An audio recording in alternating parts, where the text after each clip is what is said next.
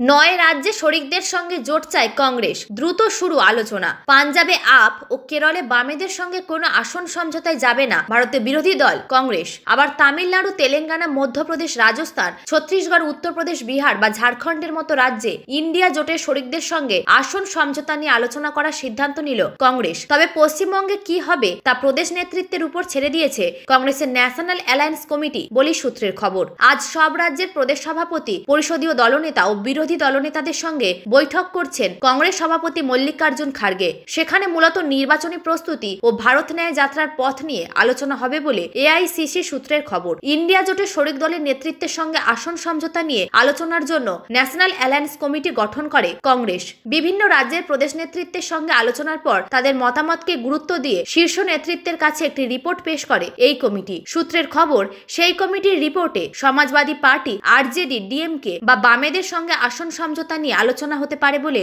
রিপোর্টে উল্লেখ করা হয়েছে 9 থেকে 10টি রাজ্যে আসন সমঝোতা নিয়ে আলোচনা করার মতো পরিস্থিতি রয়েছে। প্রদেশ নেতৃত্ব শরিক দলের নেতাদের সঙ্গে রাজ্য স্তরে আলোচনা শুরু করুক। আসন সমঝোতার ক্ষেত্রে কোনো জটিলতা তৈরি হলে তবেই শীর্ষ নেতৃত্বকে হস্তক্ষেপ করার পরামর্শ দেওয়া হয়েছে। নতুন বছরের প্রথম মাসের মধ্যেই আসন সমঝোতা সম্পন্ন করে জোট নেতৃত্ব প্রার্থী তালিকার পাশাপাশি প্রচারের কৌশল ঠিক করতে খুব দ্রুতই ভার্চুয়ালি বৈঠক করবেন বলে জানা গিয়েছে। চলতি মাসেই জোটের অভিন্ন ন্যূনতম কর্মসূচি চূড়ান্ত হয়ে যাবে বলে সূত্রের খবর।